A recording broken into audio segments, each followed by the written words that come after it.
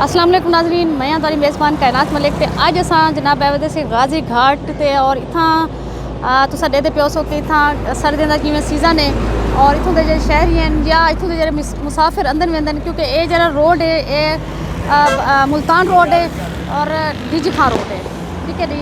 और इत्थां आने वाले जितने भी गाड़ियां हैं जितों के मुसाफिर फैमिलीज़ हैं इत्थां आते बड़े शौक नाल इत्थां तली हुई मच्छी खांदे हैं। ये सीज़न है जो सर्दियों का सीज़न है और मछली जी है बहुत बेहतरीन ग़िज़ा है। तो और इत्थां कुछ लोग बैठे हैं इन्हों को पुछते से जनाब मच्छी इत्थां क्यों खावना, ठीक है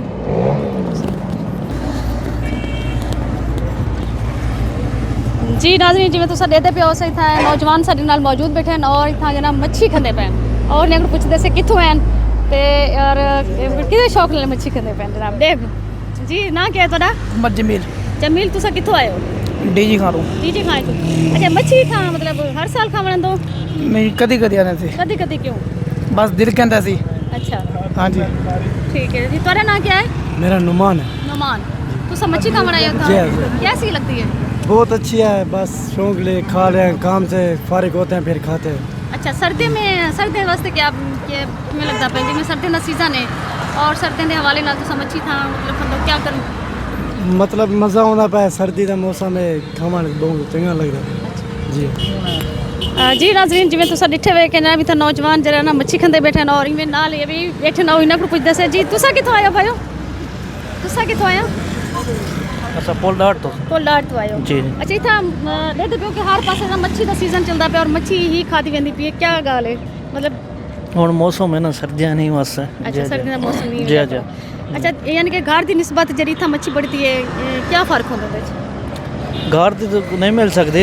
अच्छा घर तो बहुत अच्छी बनती इतना तो बस बस टाइम पास करने वास्ते चलो सैर तफरीक थी बनी तो वाल ही वास्ते भी ना चलो भाई चक्कर शक्कर मच्छी खा के जी। नाज़रीन जिवें तुसां ॾिठो कि इत्थां नौजवान जरा मच्छी खांदे बैठे हैं और तफरीह दे नाल नाल मच्छी दे नाल भी जरा ना इत्थां लुत्फ अंदोज़ थींदे बैठे हैं। तो इवें इत्थां मच्छी तो लेंदे खड़े एक भीरा साडे तो इन्हां को पुछदे से अस्सलाम वालेकुम जी क्या नाम है तुहाडा? अल्लाह बच्चे। अच्छा ये तुसां ॾिसे सो डेली तुसां कितनी मच्छी इत्थां विकदी है? साडी मच्छी लागवे ने तकरीबन 3 किलो 5 किलो जी 5-3 किलो लागवे ने 5-3 किलो। अच्छा ये अपना एक तुसा सिर्फ सर्दी में बड़ेंदो या साल पूरे सीजन चलता? साल होंदे अच्छा ज्यादातर असा रश कदन होंदे सियाला ढेर रश होंदे। अच्छा ते इन्ने मौसम में रश होंदे। ठीक है ते क्या केरे किस्म दी तोरे को मच्छी का मौजूद है? साढ़े कने सिंगारा है, मल्लिए, डंबरा है, सौले, घलिए हर मच्छी दरिया दी जो है ना हर मच्छी मिलती है साढ़े को।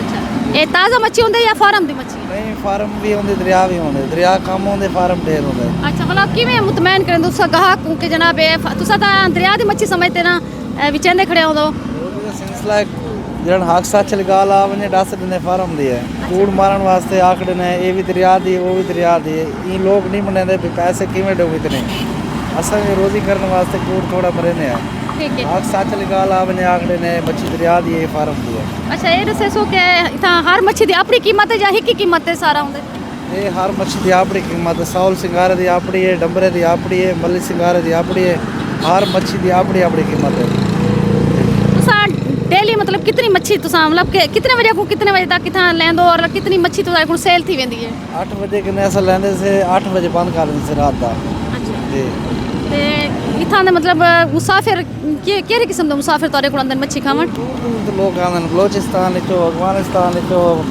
ਡੇਰਾ ਗਾਜ਼ੀ ਖਾਨ ਰਾਜਨਪੁਰ ਮੁਲਤਾਨ ਕੋਟ ਤੋਂ ਬਹੁਤ ਦੂਰ ਦੂਰ ਦੇ ਲੋਕ ਆਉਂਦੇ ਨੇ ਜਿਹੜੇ ਮੱਛੀ ਖਾਣ ਸਾਡੀ ਮੱਛੀ ਬਹੁਤ ਆਲਾ ਮੱਛੀ ਹੈ ठीक है ना बे सारे बिराला बचाया है ना उन्होंने आके जनाब इतना सारे को बलोचिस्तान अफगानिस्तान राजनपुर डीजी खान ते मुजफ्फरगढ़ के लोग इतना थे मच्छी को लुत्फ अंदोज थींदन जनाब बिल्कुल असा भी मच्छी खावण आयो तुसा भी मच्छी खाओ और मौसम को इंजॉय करो इन नाल मेरे को इजाज़त अल्लाह हाफिज़।